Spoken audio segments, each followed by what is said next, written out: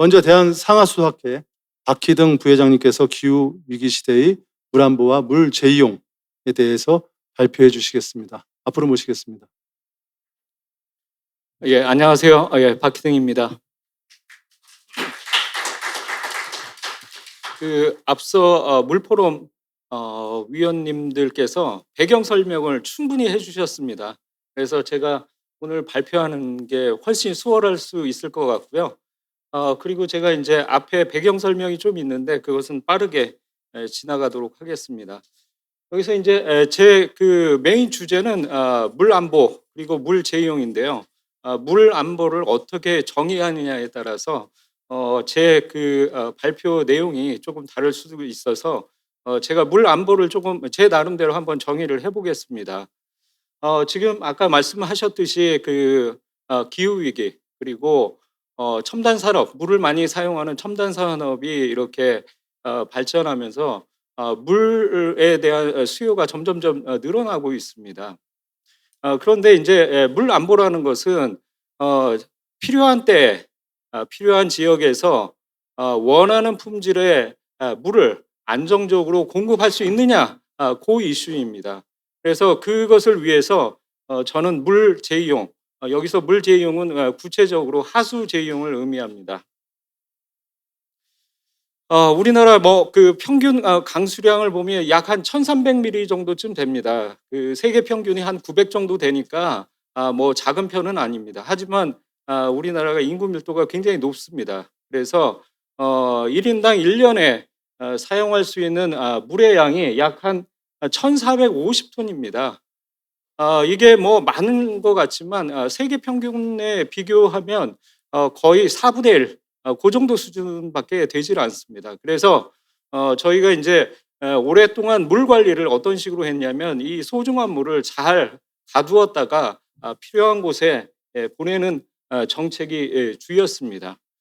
이 슬라이드를 보시면 과거에는 이 물을 확보하기 위해서 댐을 짓고 저수지를 확장을 하고 그리고 하천에 있는 물을 어떻게 필요한 곳에 보내는가가 메인 주요 관심사였습니다. 그런데 이제 최근에 기후변화 또는 아까 말씀드렸듯이 신산업의 발전으로 인해서 물을 어떻게 하면 제때 필요한 곳에 원하는 품질에 안정적으로 보내줄 수 있느냐, 즉 물 안보가 굉장히 중요한 이슈로 대두되고 있습니다.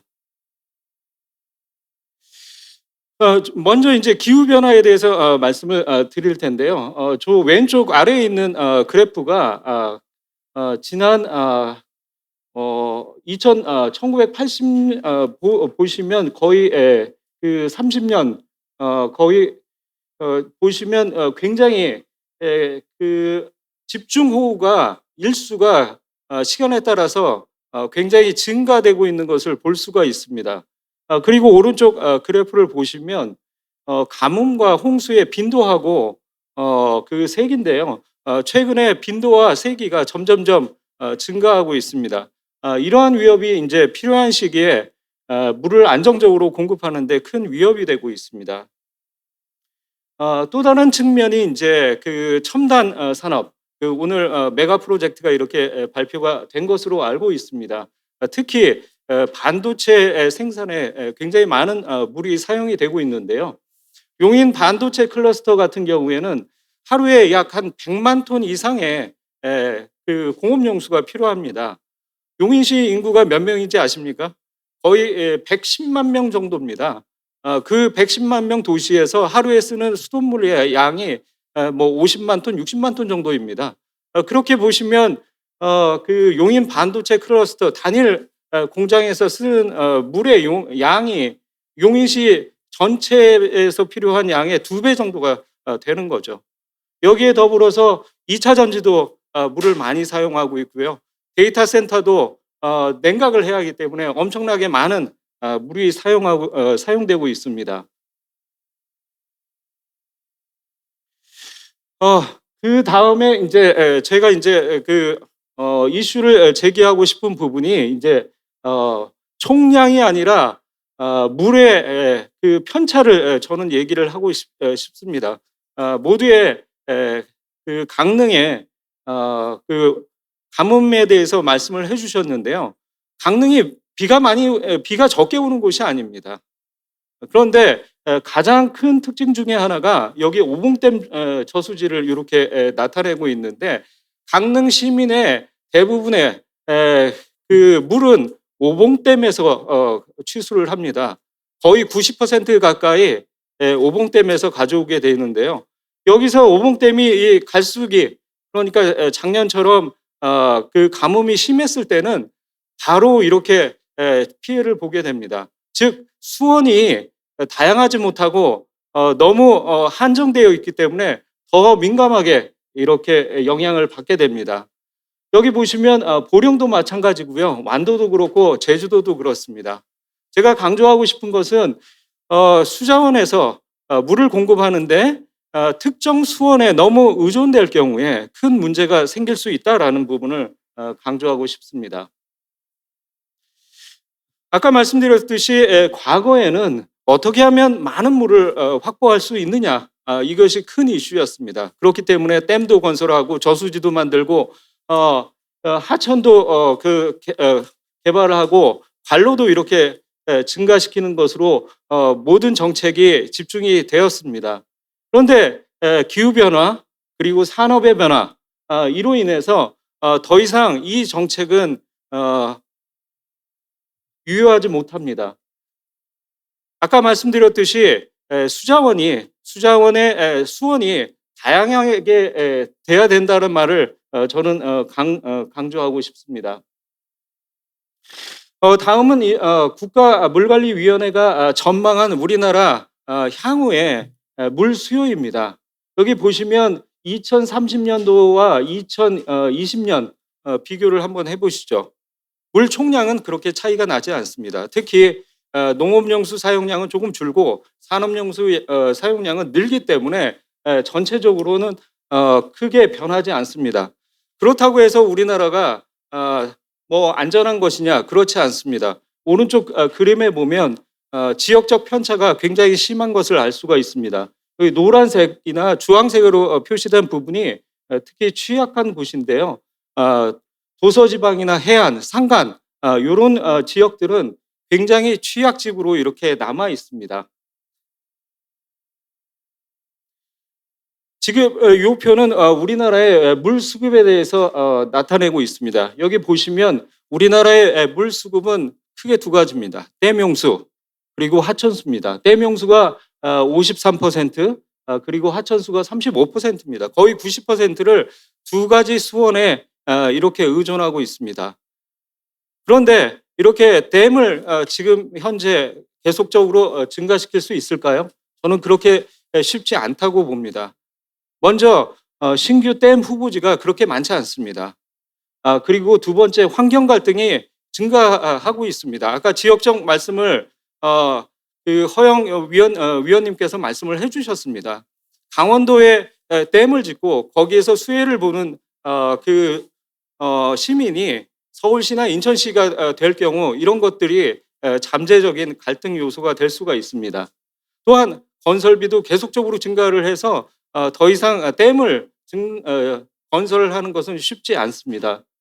그리고 기후위기, 산업 수요 증가, 이런 것들로 인해서 더 이상 그 기존의 물관리 정책이 쉽지 않다라는 것을 말씀드리고 싶습니다.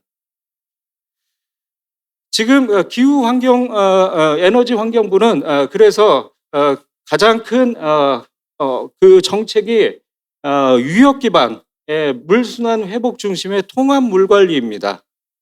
즉 기존의 댐 저수지 취수량 확대, 이것을 떠나서 유역 내에서 물을 계속적으로 순환시켜서 물 공급의 양도 증가시키고 생태도 회복시키고 또한 기후 변화에도 대응하자는 것입니다.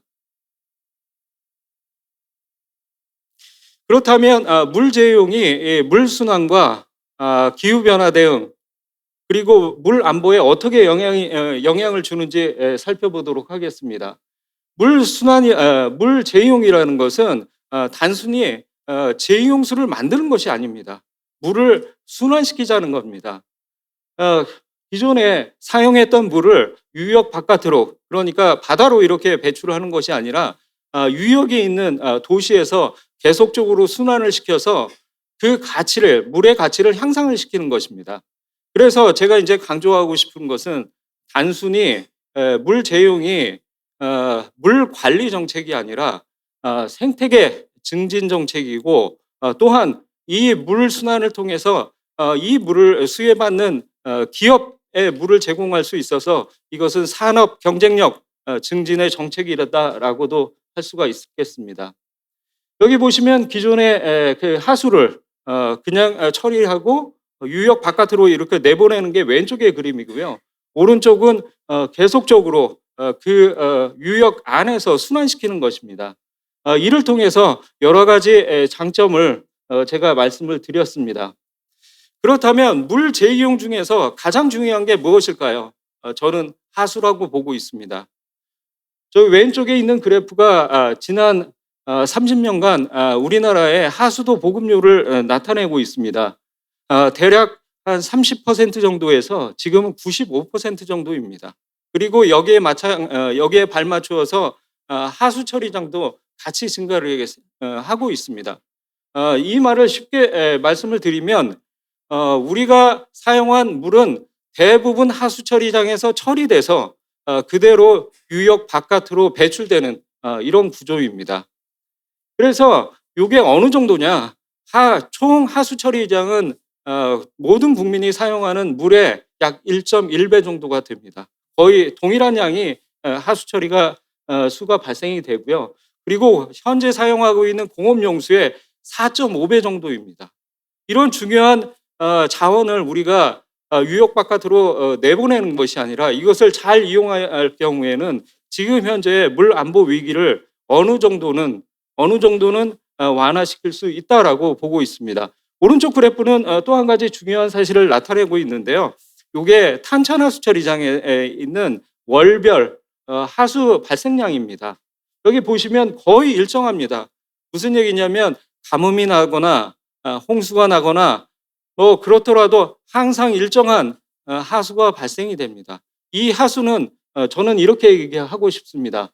가장 안정적이고 중요한 앞으로의 물 자원이다라고 말씀드릴 수 있겠습니다. 그런데 우리는 하수 처리수를 어떻게 사용하고 있을까요? 실제로 하수 처리 수의 그 재이용은 그렇게 많지 않습니다. 대략 한 14% 정도쯤 되고 있는데요. 대부분 하천 유지 용수 또는 하수 처리장 내 장내 내부에서 사용하고 있습니다. 정작 중요한 공업용수, 농업용수의 사용 비율은 그렇게 높지 않습니다. 그래서 향후에는 이것을 어떻게 공업용수와 농업용수로 이것을 가치를 올리느냐가 큰 숙제가 될 수 있을 것 같습니다. 지금 현재 제가 그 하수 처리수 재이용률이 14%라고 이렇게 말씀을 드렸는데요. 이것을 만약에 30%까지 높인다. 그러면 어느 정도의 추가적인 용수가 만들어지냐면 약 13억 톤 정도의 용수가 만들어집니다. 13억 톤 정도가 어느 정도냐면 용인 반도체 메가 클러스터에 사용하는 용수의 대략 한 3배 정도쯤 됩니다. 그래서 지금 30%라는 게 굉장히 보수적으로 잡았지만 이것을 50% 이렇게 더 공격적으로 늘린다면 지금 우리가 걱정하고 있는 산업용수의 상당 부분을 이 하수 처리수로 대체가 가능할 것으로 보고 있습니다. 그래서 이 하수 재이용을 통해서 우리는 물 안보의 가치를 제고할 수 있고요. 그리고 산업 경쟁력 역시 늘릴 수 있습니다. 마찬가지로 탄소 중립, 기후 변화에 대응하는 데도 역시 중요하다라고 생각을 하고 있습니다. 그런데 이거 외국은 어떻게 할까요? 이미 물이 부족한 국가, 물이 필요한 국가는 이미 하고 있습니다. 대표적인 국가가 이제 싱가포르입니다. 싱가포르 같은 경우에는 대략적으로 하수 처리의 40%를 재이용을 수로 만들어서 이것을 산업용수나 아니면 먹는 물로 사용하고 있습니다. 물론 먹는 물을 직접 이렇게 제공하지는 않지만 간접적으로 제공을 하고 있고요. 다음으로 이스라엘입니다. 이스라엘 같은 경우에는 농업용수의 대부분 85% 이상을 하수 제2용수를 이용해서 농업용수로 사용을 하고 있고요. 그 다음으로 이제 캘리포니아입니다. 캘리포니아도 그 강수가 굉장히 적은 지역인데요. 여기서는 물 사용량의 9%인데 한 가지 그 시사점이 있습니다. 뭐냐면 제2용수를 직접 수도관에 연결을 하는 것입니다. 그래서 싱가포르가 한번 저수지에 이렇게 보관했다가 이것을 먹는 물로 사용하는 것이 아니라 제2용수를 직접 수도관에 연결을 시켜서 바로 사용할 수 있게 되는 법이 2022년도에 통과가 됐습니다. 그런데 제가 이제 계속 강조를 했습니다. 이 하수처리 제2용수 너무 중요한데 이게 왜 우리나라는 잘 널리 사용이 되지 않는 것일까요? 저는 그 이유가 시장 실패라고 보고 있습니다. 무슨 얘기냐면 일단 하수 제2용수가 공업용수보다 훨씬 비쌉니다. 지금 공업용수가 대략 한 1톤에 한 250원? 500? 물론 뭐 댐 원수냐 아니면 침전수냐 뭐 이런 것에 따라서 조금 다르겠지만 그 정도고 한 제2용수는 약 한 1.5배 내지 2배 정도 비쌉니다. 그리고 그 물을 많이 사용하는 곳에서 이것을 사용할 의무도 없습니다. 굳이 비싼 것을 사용할 의무도 없는 거고 또 한 가지는 이 제2용수를 만들어도 이것을 공급할 인프라가 잘 갖춰져 있지 않습니다. 또 마지막으로 많은 사람들이 이 하수처리수 제2용수를 그렇게 깨끗하게 보고 있지 않습니다. 이런 이유 때문에 사실 우리나라의 하수 제2용이 활성화되고 있지 않는데요. 이 지점에서 저는 이것을 주장하고 싶습니다. 정책적 개입이 필요하다. 다음 슬라이드입니다. 먼저 저는 제2용 이 목표를 유역별로 목표 관리제를 만들어야 된다라고 보고 있습니다. 뭐 대유역이 될 수도 있고요, 중유역이 될 수도 있고 그 지역 특성에 맞는 유역에 맞는 목표제를 만들어야 되고요. 두 번째는 제2용수 공급 의무화 제도입니다. 이게 뭐냐면요, 그 재생에너지 있잖아요. 재생에너지를 그 발전소 같은 데는 일정 부분 사용하게 되어 있습니다. 그것과 마찬가지로 물을 많이 사용하는 산업이나 장소에서는 일정 부분을 제2용수를 사용하게 이렇게 만드는 것입니다. 그리고 세 번째가 이제 가격을 조정을 하는 건데요. 이 부분이 굉장히 민감하기도 하고 중요하기도 합니다. 비싼데 사용할 수가 없잖아요. 산업 그 기업체에서는 경쟁력을 얻기 위해서요. 그래서 이 부분은 사실 원수의 가격에 죄송합니다. 공업용수의 가격에 이런 환경에 사실은 가치를 사실은 너무 예를 들어서 탄소 배출이 더 많이 되고 이렇게 도수 과정에서 훨씬 많은 에너지가 든다면 그만큼의 가격을 더 붙이는 방법이 있고요. 또 한 가지 방법은 이것은 싱가포르의 방법입니다. 정부나 아니면 공공기관에서 그 비용만큼 매칭을 해주는 것입니다. 그래서 제2용수가 어느 정도 경쟁력을 갖도록 하는 게 필요할 것 같습니다. 또한 신규 인프라 같은 신규 도시 같은 경우에는 지금 호남 지역에 메가 클러스터가 이렇게 만들어집니다. 만약에 제2용수를 사용을 한다라고 결정을 하면 그런 데 같은 경우에는 이 제2용수를 이용할 수 있는 관로의 설치가 의무화가 된다든지 이런 부분이 필요할 것 같습니다. 그래서 저는 이 물순환 국가 실현을 위해서 이 하수제용이 굉장히 중요하다라고 생각을 하고 있습니다. 그래서 저는 비전을 하수를 단순히 우리가 처리해야 될 폐기물이 아니라 이것은 전략적 수자원으로 다시 우리의 관점을 바꿀 필요가 있다라고 생각을 하고 있습니다. 마지막으로 결론인데요. 제가 말씀드리는 것은 아주 간단한 논리입니다. 이 하수 이것을 재이용하게 되면 단순히 이것은 물 관리의 정책이 아니라 우리 자연, 생태를 복원하는 정책이고 우리 산업 경쟁력을 증진시킬 수 있는 여러 그 베너핏을 가지고 있는 정책이라고 생각을 하고 있습니다. 그래서 앞으로 그 좋은 정책들이 만들어져서 국내에도 이 하수 재용수가 널리 사용되기를 바라면서 오늘 발표를 마치도록 하겠습니다. 감사합니다.